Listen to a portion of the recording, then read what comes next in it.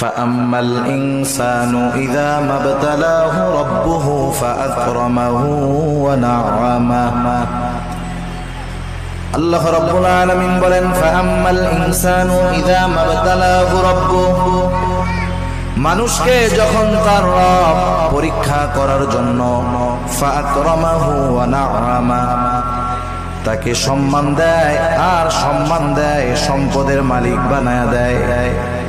একটু খেয়াল করেন, আল্লাহ তাআলা বলতেছেন মানুষকে পরীক্ষা করার জন্য যখন তার রব তাকে সম্মান দেয়, সম্পদ দেয়, তাকে নেয়ামত প্রদান করে, সে নামাজ না পড়ুক, রোজা না রাখুক, সে মানুষের কাছে বলে বেড়ায় ফায়াকুলু রব্বি আকরামান, আমার রব আমাকে সম্মানিত করেছে।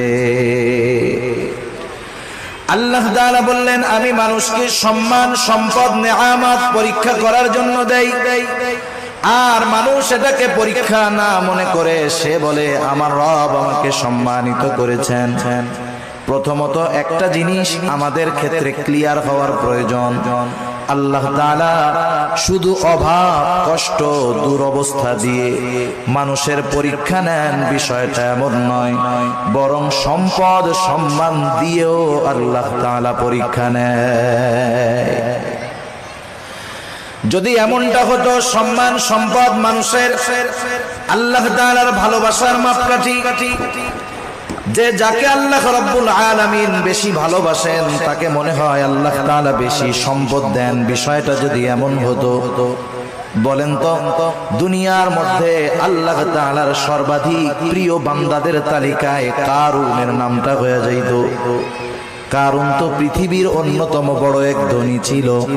বলেন তো আপনারা সহজেই জবাব দিতে পারবেন কারুনকে আল্লাহ তাআলা ভালোবাসে নাকি? জোরে বলেন না, বাসে? কারুনকে আল্লাহ তাআলা ভালোবাসে না, বরং কারুন নামটা মানুষের কাছে এত ঘৃণিত, এত অপছন্দের। দুনিয়ার কোন মানুষের যদি সন্তান হয়, সে যত গরিব হোক, তাকে যদি বলা হয় তোমাকে মাসে 1000 করে বেতন দেওয়া হবে, টাকা দেওয়া হবে, ছেলের নামটা তুমি কারুন রাখো, আপনারা কেউ রাখবেন? আপনি বলবেন আরে দিন মজুর দিয়া খাইতা ঠিক, কারুন আমার পোলার নাম, মইরা গেলে ওরা রাখবো। এই কারুনকে কত সম্পদ আল্লাহ তাআলা দিয়েছেন, এই সম্পদ ছিল তার জন্য পরীক্ষা।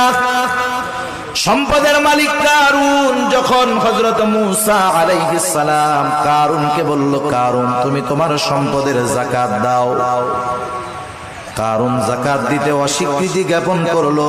শুধু তাই না, সে মূসা আলাইহিস সালামকে অপমান, অপদস্থ করার জন্য, অপবাদ দেওয়ার জন্য একজন খারাপ মহিলাকে সে ভাড়া করলো, শিখায় দিল তুমি মানুষের সামনে বলবা মূসা আলাইহিস সালাম আমার সাথে জিনা করেছে, অপকর্মে লিপ্ত হয়েছে। এইবার যখন কারুন এই ষড়যন্ত্র চক্রান্ত করলো, আল্লাহ তাআলা বরদাস্ত করলেন না। এই কারুন যখন সম্পদের মালিক হয়, তখন কারুনের বন্ধুরা আল্লাহ তাআলার কাছে বলতো আল্লাহ আপনি মনে হয় কারুনকেই শুধু ভালোবাসেন, আমাদেরকে ভালোবাসেন না। আমাদের সমাজেও এমন আছে, 5 বন্ধু একসাথে লেখাপড়া করেছে, একসাথে কর্মজীবন শুরু করেছে, একজন অনেক ধনী আর 4 জন গরিব। তারা আফসোস করে আর বলে দেখ আল্লাহ তাআলা ওকে ভালোবাসে, সব নেয়ামত আল্লাহ তাআলা ওকেই দিয়ে দিতেছে। কারুনের বন্ধুরাও বলতো আল্লাহ আপনি মনে হয় কারুনকে বেশি ভালোবাসেন, এই জন্য এত সম্পদের মালিক বানায় দিচ্ছেন। কারুন যখন মূসা আলাইহিস সালামের অবাধ্য হলো, মূসা আলাইহিস সালামকে যখন অপবাদ দেওয়ার প্রচেষ্টা করলো, আল্লাহ তাআলা কারুনের উপরে গজব দিয়ে দিলেন। কারুন তার সম্পদ সহ জমিনে ডাবতে শুরু করলো। তাফসীরের মধ্যে আসছে এখনো কারুন তার সম্পদ সহ জমিনের মধ্যে ডাবতেছে, কিয়ামত পর্যন্ত ডাবতে থাকবে। যখন কারুনের বন্ধুরা কারুনের এই দুরবস্থা দেখলো, এইবার ওই গরিব বন্ধুরা বলে আল্লাহ আপনি কারুনকে সম্পদ দিয়েছেন ঠিক, কিন্তু বাস্তবে আপনি আমাদেরকে বেশি ভালোবাসেন। সম্পদ দেখে আমরা মনে করি আল্লাহ তাআলা মনে হয় তারে ভালোবাসে এই জন্য দিচ্ছে, বিষয়টা এমন নয়। কারুন সম্পদ পেয়েছে ঠিক, আল্লাহ তাআলার ভালোবাসা পায় নাই। আবার দুনিয়াতে অনেক মানুষ আছে সামাজিক অবস্থানের দিক দিয়ে তার সম্মান অনেক